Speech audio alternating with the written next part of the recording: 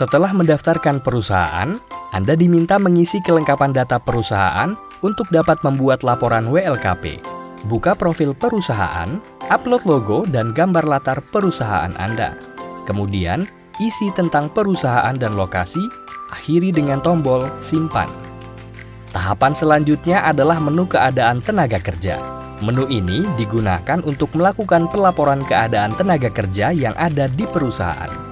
Semua tenaga kerja dengan status PKWT dan PKWTT yang ada di perusahaan wajib untuk dimasukkan atau didaftarkan. Anda dapat mendaftarkan tenaga kerja Anda dengan cara menekan tombol tambah tenaga kerja. Di sini, Anda dapat melakukan penambahan data tenaga kerja dalam negeri maupun tenaga kerja asing. Isi semua data sesuai isian yang ada, lalu pilih tombol simpan untuk menyimpan data.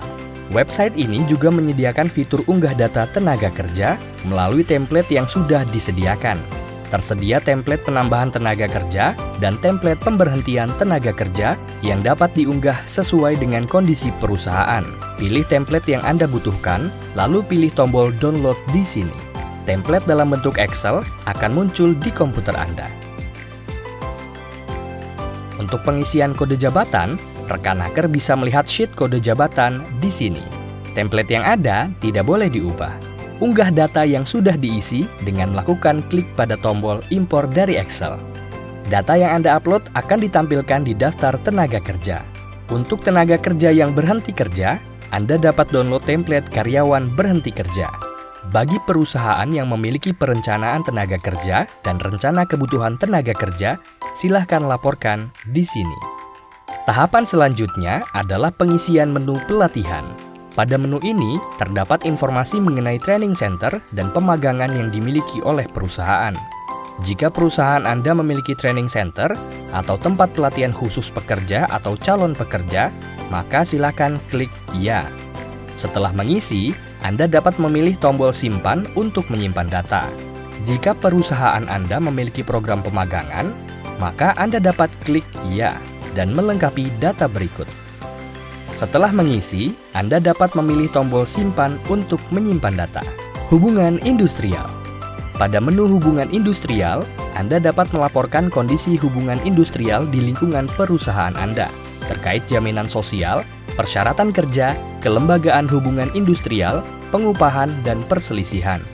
Menu jaminan sosial digunakan untuk melakukan pendataan terkait BPJS perusahaan. Silakan masukkan nomor NPP perusahaan, kemudian klik simpan. Maka secara otomatis sistem akan membaca nama perusahaan serta kepesertaan pekerjanya sesuai data yang terdapat di BPJS Ketenagakerjaan. Untuk kolom program jaminan kesehatan, silakan diisi dengan jumlah peserta yang diikutsertakan program BPJS Kesehatan. Menu selanjutnya adalah persyaratan kerja. Menu ini dibagi menjadi dua bagian pelaporan, yakni persyaratan kerja dan waktu kerja waktu istirahat atau WKWI. Bila perusahaan Anda memiliki PP atau PKB, aktifkan tombol iya. Bila perusahaan Anda menyediakan fasilitas kesehatan pekerja, aktifkan tombol iya, isi isian yang muncul sesuai dengan keadaan perusahaan. Menu selanjutnya adalah waktu kerja waktu istirahat. Anda harus memilih waktu kerja dan waktu istirahat yang sesuai dengan norma yang berlaku di perusahaan Anda. Pada menu kelembagaan hubungan industri, Anda dapat melakukan pelaporan terkait kelembagaan LKS bipartit dan SP atau serikat pekerja di perusahaan Anda. Pelaporan pengupahan karyawan wajib dilaporkan di menu ini. Apabila terjadi perselisihan di perusahaan terkait, maka pelaporan perselisihan terkait dapat dilakukan di dalam menu ini. Anda dapat menambahkan data perselisihan yang terjadi dengan cara menekan tombol tambah perselisihan. Pada tahap akhir, Anda diminta melengkapi data pada menu Keselamatan Kesehatan Kerja atau K3 sesuai dengan keadaan di masing-masing perusahaan. Isi data dan pilih tombol Simpan. Setelah semua tahapan diisi sesuai dengan kondisi perusahaan, barulah Anda dapat membuat laporan WLKP online dengan memilih tombol pelaporan pada menu perusahaan. Jika menu buat laporan di pelaporan tidak muncul, berarti ada data yang belum Anda lengkapi pada langkah sebelumnya. Pastikan semua isian bertanda bintang telah dilengkapi. Klik tombol buat laporan.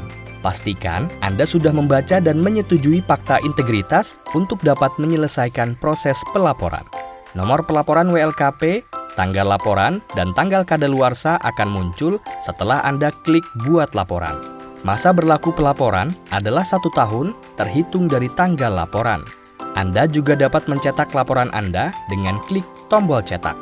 Setiap terjadi perubahan kondisi ketenagakerjaan, perusahaan wajib melaporkan kembali WLKP sebelum tanggal jatuh tempo. Perubahan laporan otomatis memperpanjang masa berlaku WLKP perusahaan Anda.